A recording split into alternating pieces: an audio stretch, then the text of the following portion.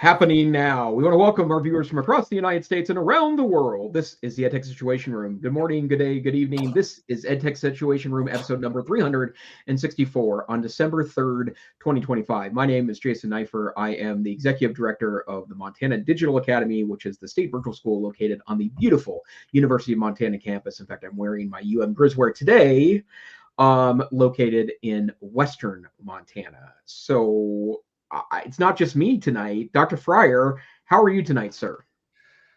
Well, I am doing okay. I told people today at school I was standing upright and I was breathing, so that's a good start.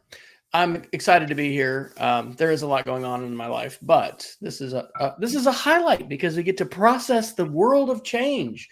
So I am currently still a middle school media literacy teacher here in Charlotte, North Carolina, and we are just days away from Christmas break. So with kids, we have a 6-day rotating schedule. So I have 8 more days with students, and I actually have a little cancer surgery happening tomorrow. So it's minor, small thing. But anyway, I'm out for that tomorrow. Hopefully that'll be all good. But it's the year is winding down, and that is quite exciting. What does the schedule look like at the Montana Digital Academy? Are you guys moving into finals soon, or what happens for you guys? No, we have a more kind of like Western U.S. schedule, so we don't. Our semester ends mid-January. I kind of wish we would move towards the the more the fall is the fall and spring is the winter spring. But we'll do our finals the third week of January, and then our semester goes to mid-June, or I should say early June, late May, early June, and that's a pretty kind of middle of the road Montana schedule. But we have really schedules in the state that are a lot of people turn them as big school, small school schedules. They're not. They're regional. The ones in the northeastern part of the state tend to start a little earlier, sometimes as early as the second week of August, and schools in the central and northwest tend to start sometimes as late as the second week of September.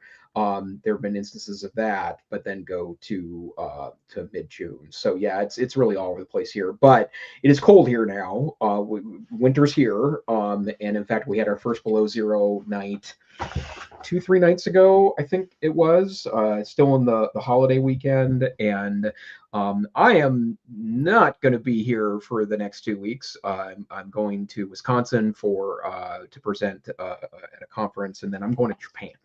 So I am getting out of the country, and so in fact, I'm this is a brand new hat that I'm trying to get stretched out appropriately. I think it's looking good. Yeah, let's get some feedback from the audience. We have 4 live viewers. We have Peggy George. Hello, Peggy, and my dad, Tom Fryer, and oh, we just jumped up to 9 viewers. What the heck? Look at the hat, Jason. The hat is bringing out the fans. Yeah. Hi, Mr. Fryer.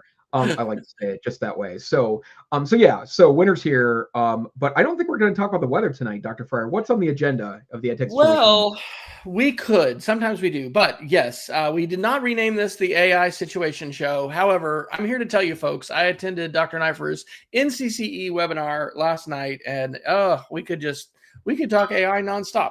We do have a lot of articles about AI. These are categorized in the following subcategories: the rise of Gemini. In fact, I think I'm going to use Nano Banana Pro to create a Star Wars-esque rise of Gemini for this episode. AI and academic integrity, some phenomenal articles. And have you seen The Simpsons from October 7th about AI? I've not seen the whole episode, but I've seen clips, and it's pretty okay. I found a 7-minute clip, and it is so good. Vibe coding, or coding with AI, an excellent article about Anthropic's engineers, some miscellaneous AI. Then we've got a couple social media articles, big news out of Australia. We have some surveillance state articles, our favorite miscellaneous category. And then we will end, as always, with our Geeks of the Week. So I, again, want to thank you for your wonderful webinar last night. And it was really, really great to basically just hear Jason break down what I've heard him talk about before with the use of Notebook LM and open source textbooks to build a custom project management assistant. So think of like having a professor at the Wharton College of Business or Harvard Business School or whatever, not only that level of expertise, but then an artificial intelligence entity that can ingest an unlimited quantity of information and then using that to help keep your projects on track. It was really, really powerful. And as a result, folks, last night after the webinar, I canceled my subscription to Chat GPT with OpenAI, which I've had for 2+ years.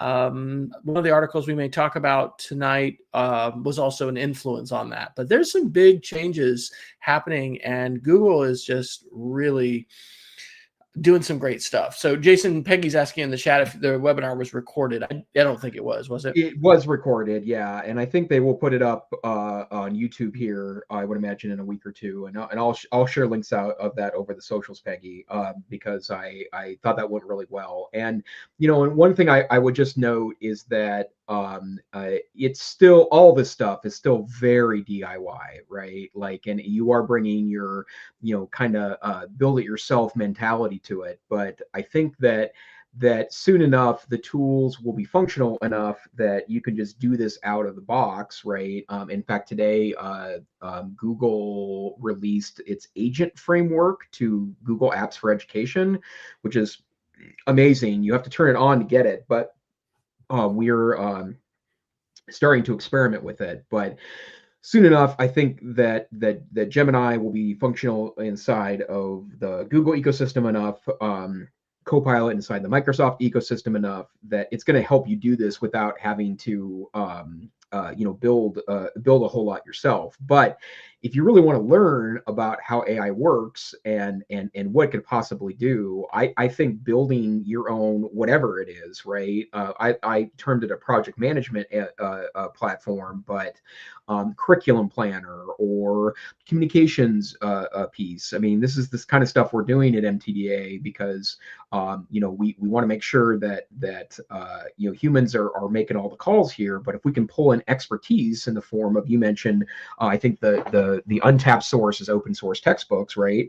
There's no licensing problems there. I would assume at some point we'll find some sort of licensing regime that allows you to use AI or use your paid for resources in some kind of AI training model. But until that time, I think these are all really great examples of how to use these tools. So Dr. Fryer, thank you for doing all the links tonight. Where would you like to start? AI will be a rabbit hole for sure, but yeah, it looks like let's start on some other stuff. Hey, this is weird. Maybe it's because I announced this a little earlier than usual, but we were like 17 live viewers and we've got 8. So for folks who may not know, you can go to edtechsr.com and you can click the links and get to our Google Doc where we have all of our resources. We are now on Substack, and we are keeping up with the publication of sharing not only the articles we do talk about, but those we don't. But we'll put those into the... Yeah, we posted the links. Peggy's asking. So I'll go ahead and share. Oh, this is kind of weird. Huh, that's weird. There was a strange like triangle. Huh. Sharing updated due to a policy change. Some users may no longer have access due to an administrator policy change. Huh. Oh, that's interesting. It was something with your bigskydebate.com. Did you lose that domain? Oh, I did. Well, yeah. And I wonder if someone else actually picked up that domain. The organization settings prevent this person from opening the file. Bizarre. Okay. Well, here, Peggy and everybody else, I'm going to put this link directly to the Google Doc into the chat and see if you can open it. Let's talk about social media. Full disclosure, after putting a bunch of links in tonight, I went to Gemini and I said, hey, Gemini, we haven't had a show for 2 weeks. Here's our link. Look at our last 5 shows, get a feel for the links that we have. Give me the 20 links that we don't include already and tell me what they are. And so this was one of the ones that they did. So this is from the Associated Press today on December 3rd, 2025. The headline is Australia to enforce social media age limit of 16 next week with fines of up to $33 million. And so if they, quote, fail, if the big players, Facebook, Instagram, Reddit, Kick, Snapchat, Threads, if they fail to, quote, take reasonable steps to remove the accounts of Australian children younger than 16 from December 10th, then they could face up to 50 million Australian dollars, which is US $33 million. Twitch was added to the list of age-restricted platforms, and the commissioner is going to be sending the 10 platforms notices on December 11th, demanding information about the numbers of accounts removed. And it says that they recognize this may take a while, but this is a pretty big deal. And there's another article we have about AI regulation. And this is part of the landscape of the internet. We've talked about this for a long time on the show. Europe with the GDPR has had a big outsized impact. I don't know about outsized, but they've had a big impact on a lot of things, and some for the good. I think Europe is the one that pushed Apple to move to USB-C as a common standard for all of their smartphones and iPhones, and iPads as well.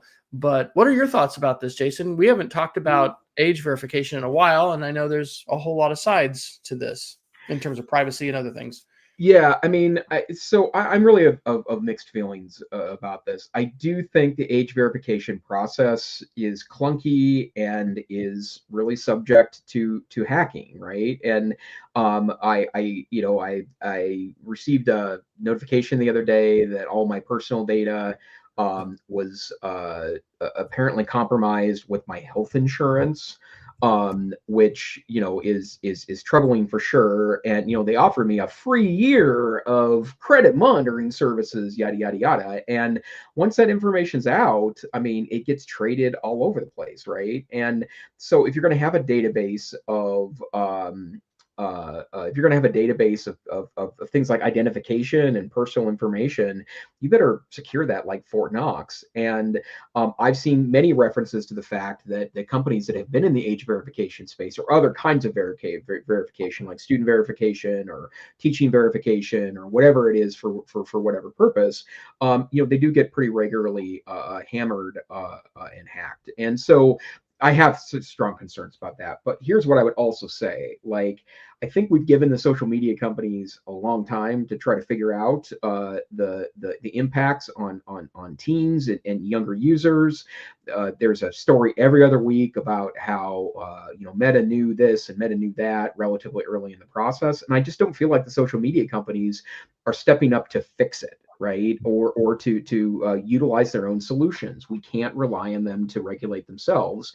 And so this is the next logical step, in my humble opinion, that it really is a very regulation necessary environment. And I think that we should probably be going further than this, but I just don't think it's a problem to set 16. I would even be okay with 18 with social media. And I realize that's highly I would imagine highly troubling for teens currently using the tools. But I mean, the early data out of cell phone bans is suggesting that it significantly improves student engagement and measures of success. And again, I don't like bans as a strategy, but here we are in 2025. What else do we do, right? It's one of the reasons why I want schools to proactively help figure out AI pieces for kids, because in absence of stronger top-down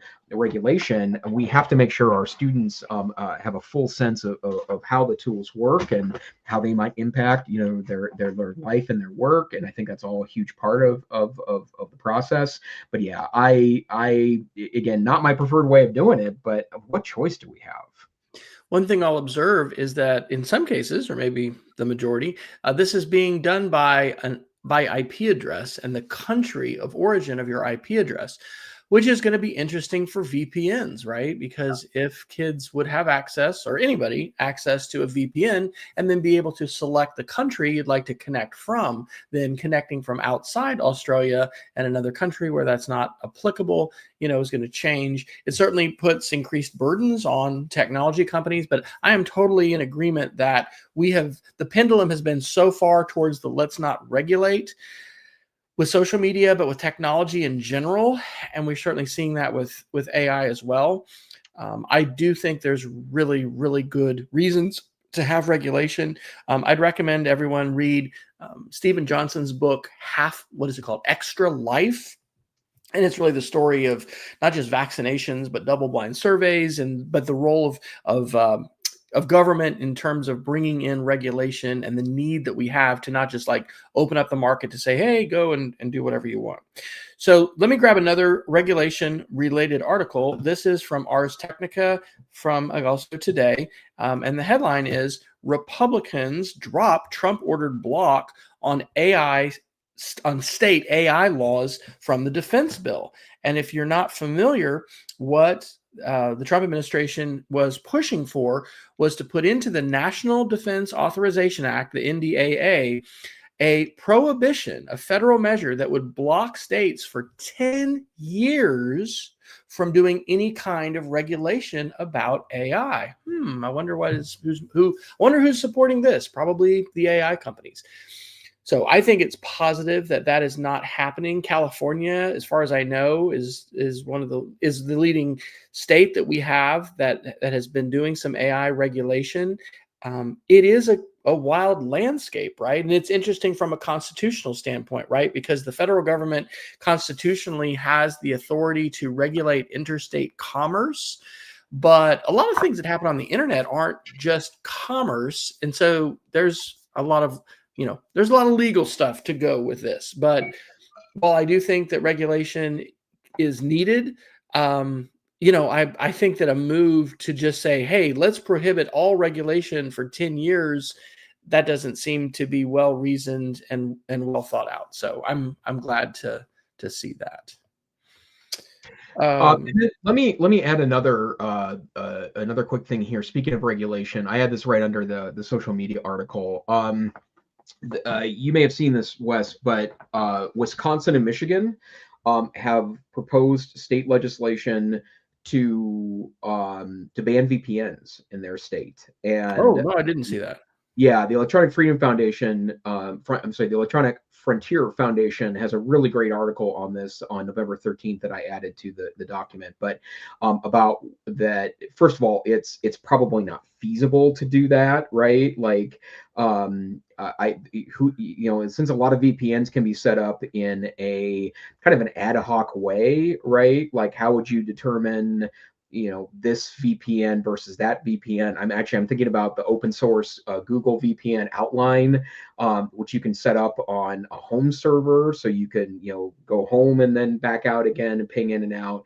But I'm with the author of the article here that I get why people perceive VPNs are problematic, and they do provide shield for naughty activity. But the bottom line is that it also provides extraordinary amounts of protections for people that need to be able to get around the internet privately, not the least of which is getting in and out of countries that are not on our holiday card list, that really would be we want to be able to communicate with individuals on the ground there. So certainly a really interesting development. But man, if you're going to ban something, why VPNs? Like, I'd rather have you ban TikTok, even though I think the TikTok ban's a terrible idea. Like, the bottom line is that to focus on VPNs is pretty silly. And well, this raises so many issues, including how vital it is that our legislators and elected officials have good knowledge about technology and the impacts, and also the importance that it is for us in our different roles to influence that. Here's a quick little fact I learned about the Air Force Academy. So when we were there for Parents Weekend in September, they have opened this really phenomenal cyber building, and their cyber program, I don't know how it stacks up against other places in the country. I would guess it's probably up there. But it's real interesting because the only cadets authorized to use VPNs are the cyber majors and the students that are in those particular classes. VPNs can be really, really important. And I think that this is, maybe graciously we could say it's well-intentioned, but we just have to, we have to be careful with this. And I don't know, this is where a lot of folks will come down on the side of less regulation is better, because if you do open the door to regulation, who knows what you're going to get, and you're probably going to get some things that are not great. But it's super interesting to see Australia leading with this, and this will be something that we'll continue to talk about, I'm sure, because there are a lot of implications for a lot of different services. I want to get into some AI articles. This one kind of is, I guess, a little bit. Well, yeah, it is. Let me see if there's anything else we want to do before. Well, there's a pretty big Google blog article. This is from today, the Google blog, and it's how institutions worldwide used Google for education tools in 2025. So this is like the Google 2025 year in review. In fact, let me see. We were doing this last time where we were sharing the screen a little bit. So let's see if I can share the screen here. I don't know how that works on our. Oh wow, isn't that interesting? We are streaming two simultaneous streams, one to a vertical and one to a typical horizontal. So it's interesting what it does there on the vertical. So Gemini and Notebook LM, those, as we've talked about on the show, have been rolled in directly to education. And if you're not using those tools now, hopefully you'll be using them soon. If you are a Google for Education school. It talks about, preparing for interviews, drawing connections between material. There's all these different, it's sort of like prompts, but all of these different, uses. Chrome OS and Google Classroom have a lot of different new tools for teaching and learning. Lots of updates. I'm not using Google Classroom anymore. I'm fully in the Canvas ecosystem. But I know that a whole lot of schools continue to rely on Google Classroom as a free learning management system. AI literacy that they are working on updating, Gemini certifications, AI literacy resources.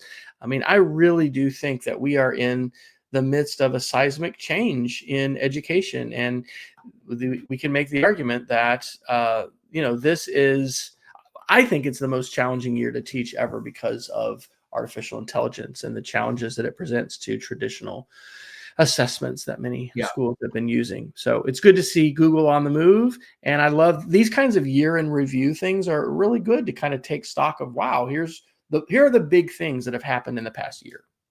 Yeah, totally. And I would also add to that too, that, I mean, AI is forcing some conversations for sure, but I do think that there is something to the we mentioned this a couple of times. Ethan Mollick has a great article from 2023 called "The Homework Apocalypse," and it's an article I refer to often. But one of the things that I talk about is that I could certainly. I get why some people are skeezed out by these AI tools. I totally understand it. I have a more middle ground view, but get a lot of the criticisms. But the bottom line is that education has been suffering from some issues for a while regarding how students complete homework, right? And the point that Professor Mollick makes is that students have been Googling their homework for a bit now in a way that diminishes the impact of those particular exercises, right? And that it matters, but also doesn't matter that these are research-driven strategies. If a student's not engaging in the homework the way it's designed, then it's not going to be an effective tool. And at that point, is just theater. And I'm not saying that makes me happy. I'm not saying that that's a good thing. I'm just saying it's the reality of the situation that we're in. And so I continue to be very interested in like if AI isn't the way to head in a new direction, then what is the other direction, right? What can we design? What kind of learning environments can we embrace that prepare students for the future, but also acknowledge the complexities of learning? Peggy's commenting in the chat that this doesn't sound like anything new. Students have been doing it. This will segue pretty well into some articles about academic integrity and about these AI detectors and what I think our responsibility should be as educators, administrators, teachers, whatever our role is, because we are seeing incredibly large numbers of students being accused of academic dishonesty, and in some cases, it's because of these tools, which are not reliably effective. So we can kind of get into that. I want to comment that I don't know why we somehow spiked a little bit with live viewers, but for the first time, I had to ban and remove a couple folks from the chat. So if you're following our chat, becoming so popular, Wes. Our oh my time's gosh, here. we're going viral. It's just crazy. Okay, let's do a vibe coding AI article, and then we can jump in. I definitely want to get into this AI and academic integrity. It's actually the category we have the most. This is from Times of India, not one of my normal reads, I will admit. The headline says, Anthropic studied its own engineers to assess how AI is changing the workplace. And here's what they said. And so, having just read this article, they talked about how, they're collaborating more with the LLMs and the AIs. And in some cases, they're collaborating less with peers. But in general, like, these are the coders that are working for Anthropic, and most of them are really positive. They're finding themselves to be more productive, and they're also finding that they're not doing as much low-level coding, so they're dealing with it at a more abstract level. But some of them are finding that to be really rewarding, and I think it is absolutely fascinating. I continue to do quite a bit with vibe coding. And in fact, I can share more about some side work that I am attempting to do. All of my stuff is on GitHub that I've been basically vibe coding. But this idea of software engineering itself changing, the article mentions, in the early days of coding, I mean, I guess coders were just there was less intermediation. And so one of the things that these AI tools are doing it's changing the nature of coding in a respect, but the knowledge of the code and you could go back to the code. It's fascinating to have these quotations coming from, current coders working at an AI company. And I think you've worked quite a bit with Anthropic. That article didn't work. Peggy says, it was too long. Okay. Let me shorten it. It is sometimes that happens with very long links that the titles get long. So I'll shorten it, Peggy, and give you another version. Thanks for telling me that didn't work. Any thoughts about that? Do you have coding classes for the Digital Academy? And Yeah, we do. And I would say that, in fact, I know that there's for sure a couple teachers in the Bozeman School District in Montana that have been exploring some vibe coding strategies for students. But the big picture is that if you really want to dig in deep on the debate about vibe coding, go to Reddit and go to the vibe coding subreddit, because there's a healthy number of both pro vibe coding and highly anti vibe coding people in that space, and it will stun you actually about the amount of debate that's happening in these particular technologies. But I still think that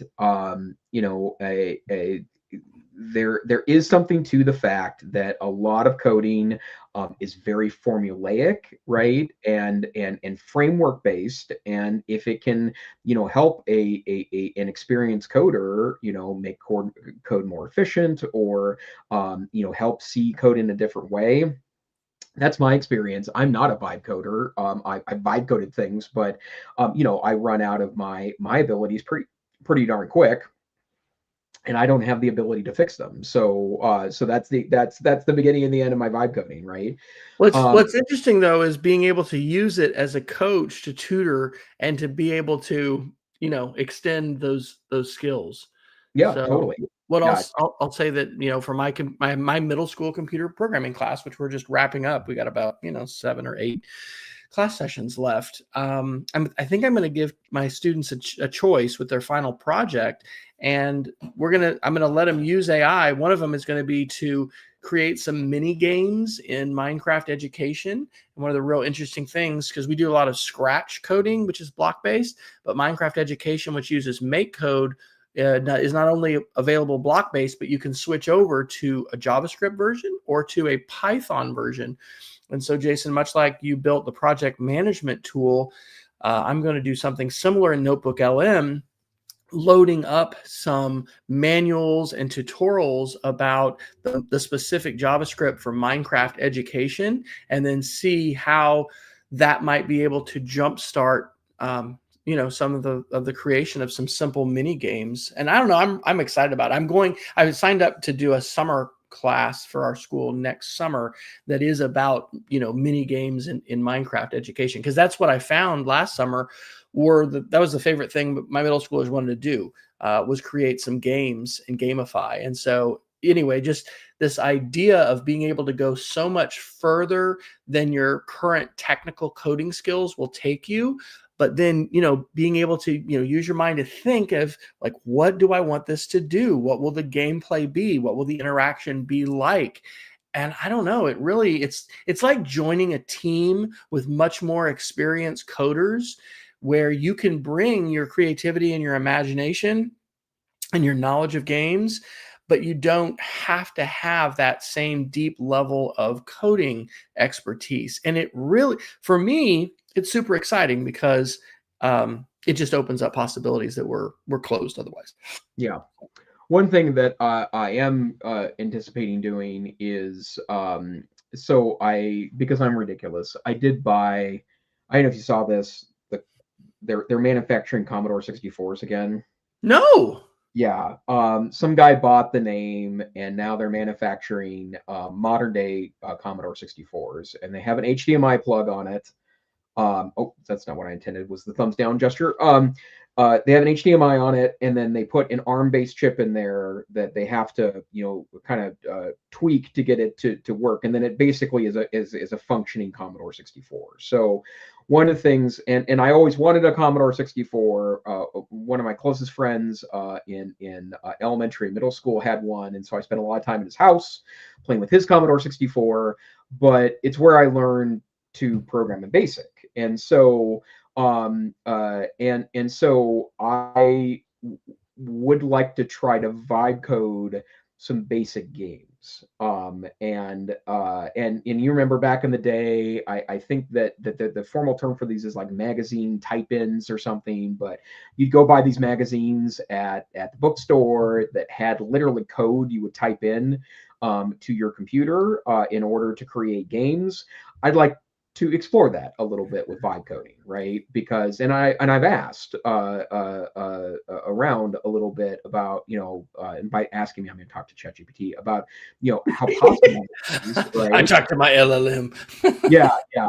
And it might be, and so is it a useful thing? No, but it's a good place to put my creative energy.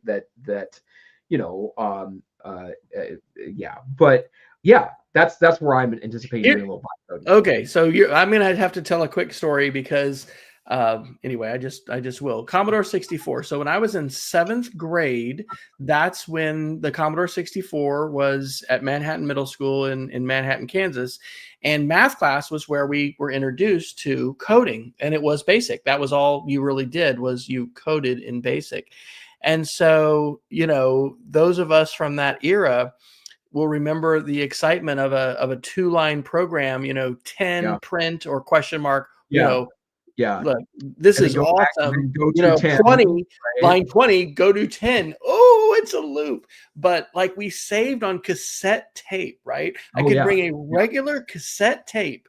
Yep. Ooh, imagine that, from home, and then save my program. But that was, it didn't obviously launch me on a career of computer programming. I did, for the record, for my Eagle Scout project, code a custom DBase 3 Plus solution for our church's time and talent survey, which was supposed to help aggregate the time and talents, survey of, like, what do you want to do to volunteer? Anyway, it just, I'm rediscovering some of the joy of just early playing. This is a playing with media, but it's playing with code. Yeah, and it's very fun to do with kids. Oh my gosh. One of the things I love teaching middle schoolers is they're so sharp. I'm positive that if I was teaching adults that are my age, there is no way I would be able to present material and information in the way that kids have a rapid uptake with it. And so it's it can be very, very joyful to see kids use their creativity and then be able to have agency over the computer. Again, this is so different than just like, do your worksheet in Google Classroom and turn it in kind of thing. We're talking about, creation and imagination and animation and game creation and things like that. So anyway, it's a challenging day to be in the classroom, but it's also an incredibly exciting day to be there. And I'm very thankful to be in this kind of special space with, coding and web design and some of the things we're doing. Yeah, totally. Yep. I'm with you 100%. Okay. Would you like to choose another article, sir? Let's see here. Okay, let's jump down the Gemini rabbit hole. So, 2 weeks ago, November 18th, Google Gemini 3.0 was released, and we knew it was coming sometime in November. It's been around for, or the rumors have been around for a while, but I have to say it is really a very, very effective release. And I played with it for about an hour before I realized that, and ChatGPT has been, I'm sorry, Gemini has been on top of the LM Arena rankings for some time now, 3-4 months, with Gemini 2.5. Well, with Gemini 3, it premiered on top of the rankings, and it's been able to hold that over the last 2 weeks, even though Claude released a new model last week, 4.5 Opus, and there's always new models out and functioning, and they basically released it to everyone everywhere, and you could access it in a more limited way with your free account, but I have yet to run into a lot of restrictions even on a free account. So it's pretty great. And amongst the things that are awesome about it, if you have a pro account, or I think this is also an education account, you now have access to Nano Banana Pro, which is Nano Banana 2, and it is insanely good. Like, all of the issues from a year ago with image generation, text generation, following instructions, absolutely and utterly not an issue with Nano Banana 3, or I'm sorry, Nano Banana Pro. And now we can talk about how that wiggled out into other spaces here in a moment. But your impressions of Gemini Pro? I'm sorry, Gemini 3. Well, in my Geeks of the Week, I'll talk about this transition. Well, so here's what convinced me. Two articles that are in the same category. This is from yesterday, December 2nd, Ars Technica. It's from their series called The Empire Strikes Back. That's interesting.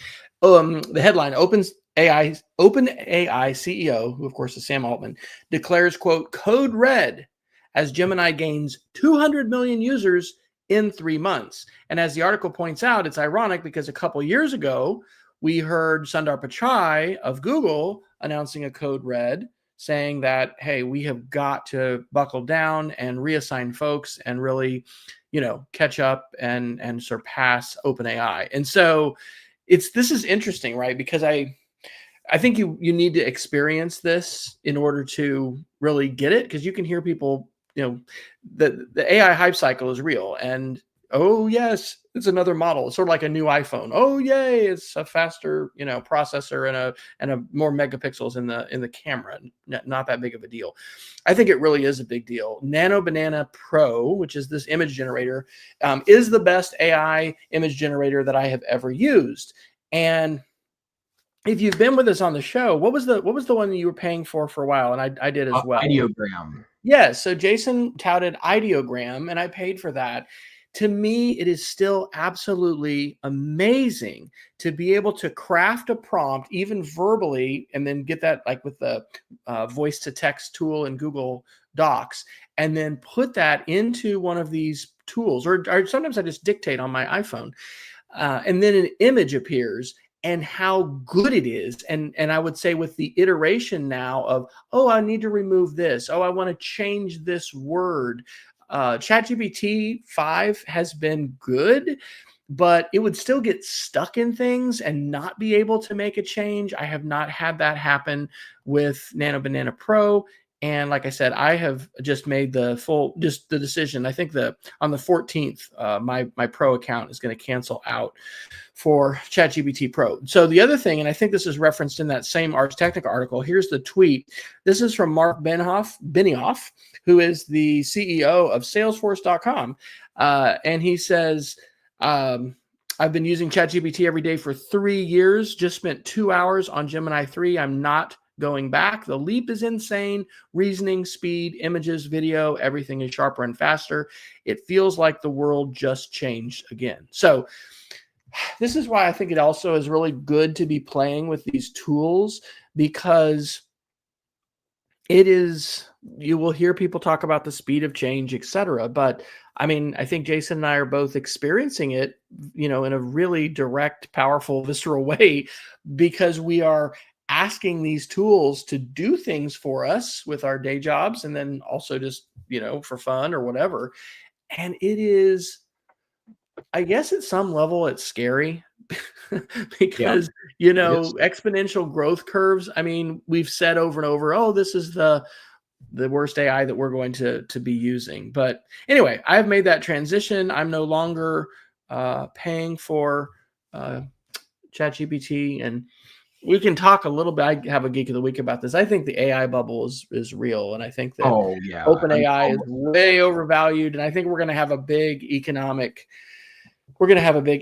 impact to this, which is going to be unfortunate. And I, if I was a stock investor, I'd be doing things. But anyway, it's from a teaching standpoint, from an educator standpoint, from a personal productivity standpoint. We've said this over and over again. It is valuable to play with the tools. It is valuable to ask the tools about topics that you're very deep in, that you have good knowledge in. And I think also, and I like this, Jason, in your webinar last night, you talked about getting away from a vending machine approach. And a lot of times when I hear people tell stories about AI, and sometimes this is when they're like, oh, no, it won't do that, or no, it can't code. These people, I think, have taken a real vending machine approach, like, oh, I've just given it this. Oh, that was not good. Yeah, that's worthless. Versus like building a tool, creating your own library, querying this, being iterative. All of my good interactions with AI are not vending machine interactions. They're all iterative, and they usually involve me loading stuff into the LLM and then asking it to do stuff with those, PDFs or whatever files. So, well, let me make two other quick comments. And actually, I've got a screen share, Wes, if you would pop that up. Oh yeah. Google invented the technology that made ChatGPT possible, right? The idea of a transformer. They had a paper in 2017 called "Attention is All You Need" that came from Google scientists. It's considered to be the kickoff of all of these tool sets, right? And I just couldn't believe that Google would fall behind, right? Like that they would eventually catch up. And we've talked about this a couple of times on the show, that the other thing to know is that not everyone is so not everyone at Google that was part of those teams. A lot of people quit there because they were terrified of the technology, right? And I still think that we need to approach it with a healthy amount of cynicism. But Google invented this stuff, right? And so, in my mind, no wonder they're able to catch up again. But I just want to give an example of something here with Nano Banana Pro. This is my personal Gemini account. I think I'm still on. Like, I picked up a year for free because I had a Chromebook that had a year free on there. So I think I'm still getting it for free. By the way, if you're a student, you can get a year of Pro for free if you have a verified student account, in case you're curious. And that would include, if you're a graduate student. But this is, Gemini, new Gemini Pro. And I'm going to click on Create Image. And I'm going to paste a prompt in that I actually stole from some Reddit thread about cool things you could do with Gemini. This is called an AI parlor trick, by the way, ladies and gentlemen, which have their place and they're fun. Yes. So here we go. So basically, I'm asking it to create a 12-month Looney Tunes calendar, right? And I'm giving it all sorts of extra instructions because I want to make sure that the calendar's accurate, et cetera, et cetera, et cetera, right? But I want to do a couple of things. First, I mean, it is an intellectual property issue for sure, right? Because it doesn't push back at all when I'm asking for it to use intellectually property protected characters, right? But I'm going to go ahead and just click on this now, and it's going to load in a Banana Pro, and it's going to very quickly create this calendar for me. And I wouldn't, start printing these off and handing them to people until I vetted them, to make sure that the calendar is accurate, et cetera, et cetera. In fact, I've shown this parlor trick off a couple of times now, and 3 out of 4 times the calendar was fine. 1 out of 4 times it was just weird. But like when we say that it's a monumental leap forward in image generation, remember, we're not that long off of when Midjourney couldn't do any characters, right? Couldn't do any words accurately. And now, Nana Banana in the background here is creating, a pretty well. I mean, I don't want to predetermine that it was awesome, but I will say the 4 times that I've tried this has worked out pretty well. And yeah, there it is. So this is a 2026 calendar. If I download it, I think it will actually be a higher resolution. That is accurate for January. I know that for sure because the 1st is a Thursday, but it did exactly what I asked, which was to take Looney Tune characters and then do them in different art styles, right? So that's probably that's Bauhaus. That's noir style characters. That's Art Deco. And so, yeah, like the fact that it pulled this off, right, is stunning to me. And it took what, a minute, maybe a minute and a half to do that. And that just shows you the power of this pretty extraordinary tool. And I think that's an example of like a super prompt, similar to what we've talked about with Mike Caulfield's SIFT super prompt, being able to do that. And that's something like for people who have expertise in a particular domain, it's like copying code. It's using someone's code that they've created, but then being able to put that into a prompt and then being able to customize. Yep. I want to talk a little bit about academic integrity. There's some really good articles here, and it's got to take us to the Bart Simpson episode. That if you're looking for something to talk about with professional development with teachers, I have not seen a video clip any better than this one. First, let's go to Education Week. This is back on September 18th. But this article says that Black students are more likely to be falsely accused of using AI to cheat. The numbers of students as a percentage who are being accused of cheating at some institutions is just staggering.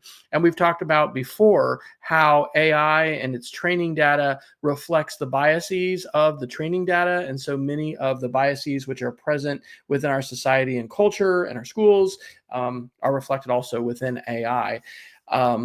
The AP, the Associated Press, yesterday published an article saying AI may be scoring your college essay. Welcome to the new era of admissions. And, if admissions wasn't using an LLM, at least in part, to help filter and help create some initial drafts of, evaluations of college essays, I think what a lost opportunity that would be. Of course, it's interesting how many kids, again, students have been doing things for a long time. There've been a lot of kids, and parents hiring, tutors and others to help with that college essay. Actually, Jason, I had my first interaction with a video, basically a video interview tool. And I'm trying to see if I can find it. I don't know if I actually saved it before. Have you seen these video tools that like give you, two goes and you have 5 minutes to respond to this video prompt? Have you seen these before? Okay, I need to. This was associated with a an innovation lab, and I thought I could pull up the link. Anyway, like authentic assessment. I mean, it was so hard for most of the adults today. It was so hard for us in our childhood to get information. And today that's completely flipped on its head, yet we're still operating in our assessments out of an information scarcity sort of mentality. So as we talk about all this stuff with, AI detectors and so much of this, I think, is like fighting the future. And so on that response, I don't know if you read Mark Watkins. Maybe I got this from you. This is from Mark Watkins' Substack, and it's a fantastic post. It's probably the best post I've read about AI in a long time. And his post says, our response to AI cannot be adversarial. And so he talks about AI detection not working. He goes into these stories of different institutions where like 1 in 5 kids have been accused of of cheating with AI, and it's not innocent until proven guilty. These kids are having to basically, they're living in a Kafkaesque, like a Kafka, like Yeah. 1984 type, Yeah.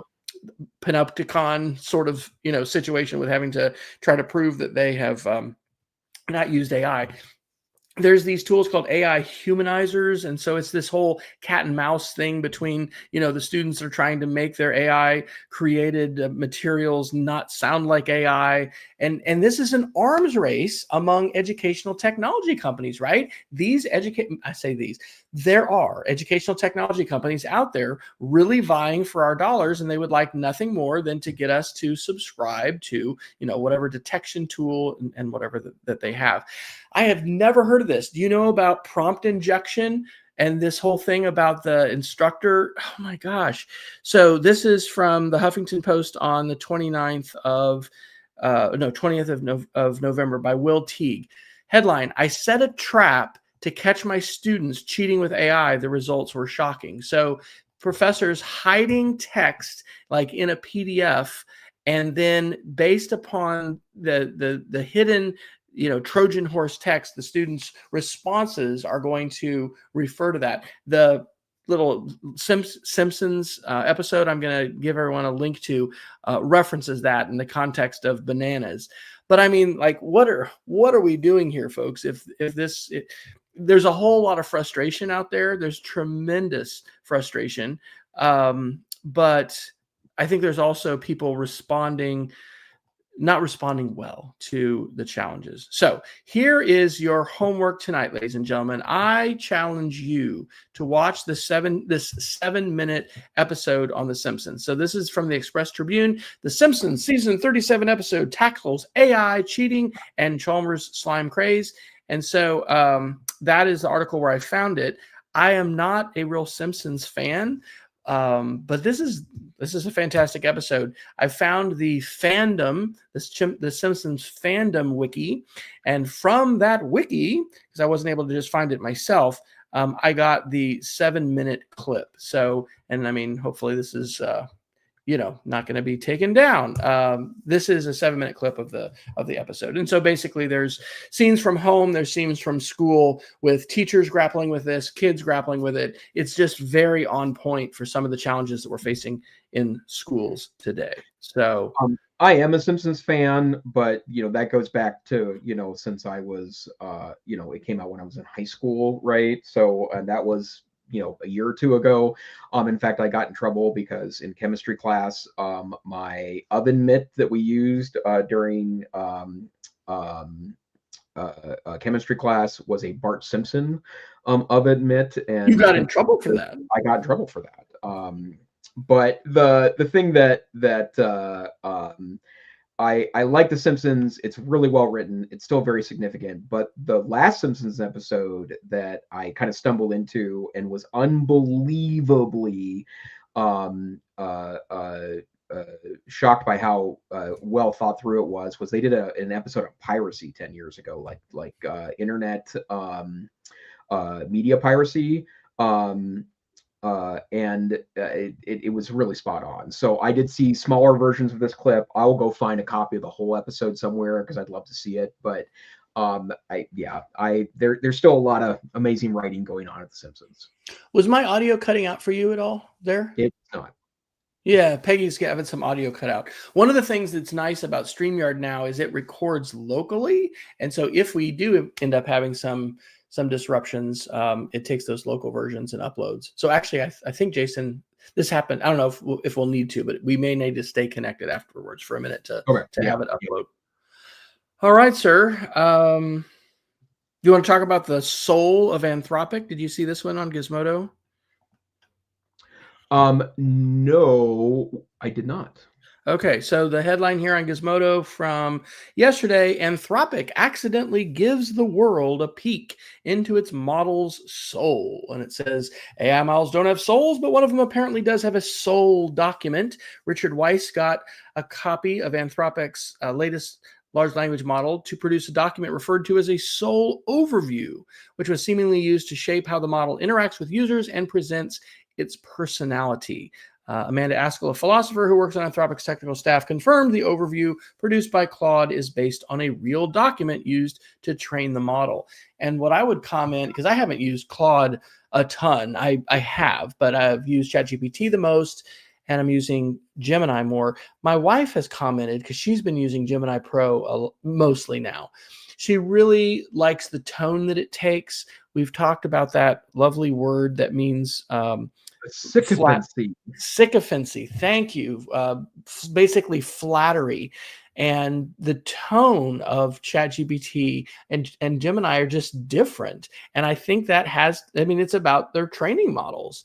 And so it's really, really interesting. Anthropic was founded by, I think, former Googlers, but also OpenAI employees. And it was really, it is striving to be an ethical AI platform. There's some language around that, but it's explicitly focused on values and ethics. Hopefully we'll maintain that. I kind of think that OpenAI may have dropped that, but that was pretty interesting. It's still fascinating to me that these long conversations tend to sometimes go off the rails. The training sort of breaks down the longer that people interact with these tools. We're not talking at all tonight about some of these lawsuits that have moved forward with character AI and some of those sorts of things. In fact, I don't know, did we talk about that last time? What the defense was that OpenAI had for that case?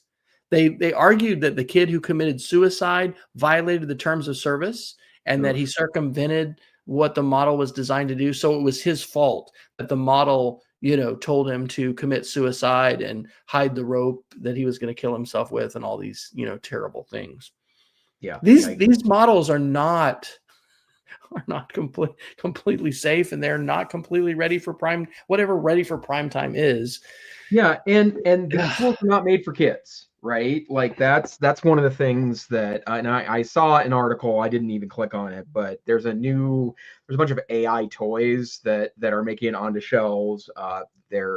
They're not made by the traditional big toy makers in the United States. They're sneaking onto shelves that like if you think about the Teddy Ruxpin from 30 years ago that would kind of talk to you, sort of. It's kind of like that, but with somehow some kind of mini language model in there. But I would never give that to a kid, right? Like I just the thing about AI is it acts more like a human than it acts like a kid. So, or I'm sorry, it acts more like a human than it acts like a computer, right? And so if you're approaching this stuff like computing, right, then you're going to be highly disappointed. Well, that reminds me, and this will take us to our Geeks of the Week if we want to. We have done an end of year, sort of tech gadget show. I'll just do it now. I stole that idea for our December Media Ed Club for the Media Education Lab. So it's going to be next Monday at noon Eastern, whatever time that is in your time zone. And it is the holiday tech gadget wish list. So if you would like to get ideas for the geek in your life or for yourself, both sharing ideas and then also talking about them. Because I think that point about AI-enabled kids' toys is pretty important. I do not think I would not recommend that on anybody's list. By the way, just because I had up a tab here, I just took you know, the old Type In magazine, basic, you know, computing magazines we talked about earlier, right?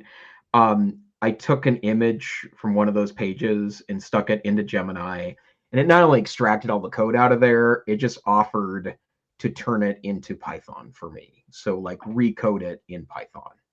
So it's now analyzing this, you know, basic code from, you know, 1978, right? And it said, oh, it's the ELIZA a basic program, and it kind of walks me through it, and I asked it to, you know, to transcribe it, right, so that I would have copy and pastable code, and then it offered to translate the logic loop into Python, so you can see how modern equivalent would look, and now it's creating Python. We won't end on this negative a note, but having experienced and witnessed this kind of AI power with coding, when you think about bad actors and the ways in which there are numerous folks that would like to steal identities and do a whole range of nefarious and bad things to individuals and groups, I really think it's incumbent on all of us, for our families, for ourselves and our organizations, to do a lot to protect ourselves, because you can certainly overspend on cybersecurity insurance and all this. It's a real rabbit hole, but our vulnerability as a society, as communities, and as individuals to bad actors is, you know, it's significant. And these tools are being weaponized by folks who would do us harm. So thankfully, we're not going to end on that note. We're going to say some positive, cool stuff. Yeah. Well, Dr. Fryer, I think any other article you want to cover tonight? No, let's just Geek of the Week it. Okay, so your Geeks of the Week, sir. Okay, I mentioned that I have transitioned from ChatGPT, although I probably will still use it tonight for a little project I'm doing. But gems are the custom GPTs of Gemini. And so I like to use this social media post formatter. So I've made a gem, that's the link to it. And you can simply drop a URL in that, and I have it format the links for the same format that we use here in the show, basically. I have been designing my lessons for class on a model that I like to call design, create, and share.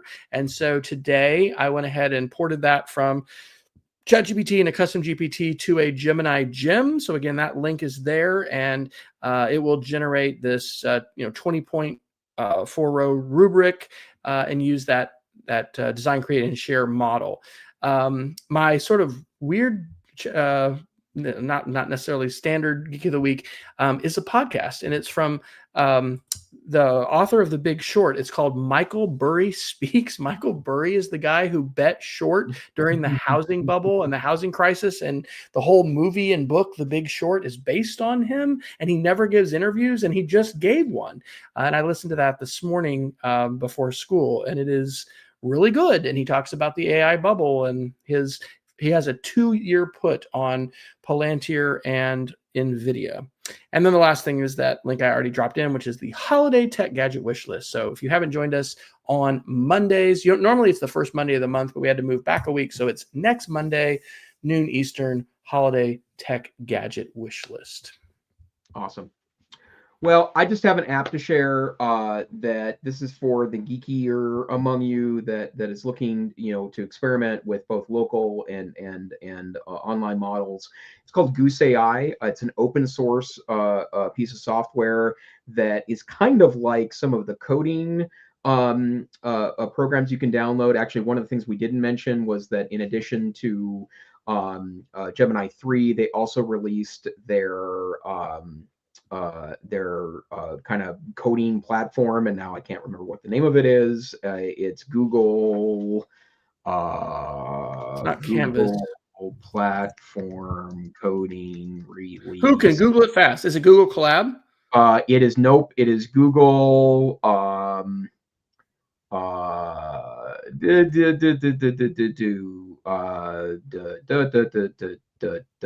Vibe embarrassing. code with Gemini. Google AI Studio. Anti-gravity. No, Google anti-gravity. And I so haven't heard of that. yeah, Google Anti-Gravity is a pro. In fact, I'm going to share both tonight's My Geeks of the Week. Google Anti-Gravity is a coding platform that you can download either as a command line interface or a desktop app on Windows, Mac, and Linux. And I gave it access to my Obsidian Vault, which is all in Markdown. And as it turns out, it would manage my Obsidian Vault for me. So if you're looking for a vibe coding platform, that's a pretty solid start. And then Goose AI is a similar open source piece of software that allows you to plug into either local AI that you're running through something like Olama or open router models, various pieces of that, and does an interesting job, and also plugs into a bunch of MVC servers. So none of these tools are really for the faint of heart. These are really for the experimental people out there if you're building your own tools. But I think that you playing with these tools, I think, is really important to building critical AI literacies. Absolutely. Well, we did it again, sir. We talked for 65 minutes, and we even kept some live viewers there. So thank you. Yeah. Not just the originals that were coming in to troll us. But we know we made a big time when we attracted trolls. Dr. Fryer, where can people find you on the internet? I've had a website for a while called wesfryer.com, and you can find lots of links there to connect with me on wesfryer.com/after. That's where all the social media profile links are. And how about you? You can find me at aicentrist.com. But hey, this is the EdTech Situation Room. We're a once a week-ish podcast, maybe not a whole lot for the rest of the months. Couple times a month, few times a month. Yeah, we're in and out. We hope you can join us live when we're broadcasting. It's Wednesday nights at 7 p.m. Mountain or 9 p.m. Eastern Standard Time, or no, Eastern Day. Well, just whatever the current situation is. Eastern Time, 9 p.m. Sometime in the middle of the night UTC. If you can't join us live, they're always on YouTube. So go there to find this and past episodes. We hope you have a wonderful December. Stay safe, stay savvy, and we'll see you next time on the EdTech Situation Room. Good night. Good night, everybody.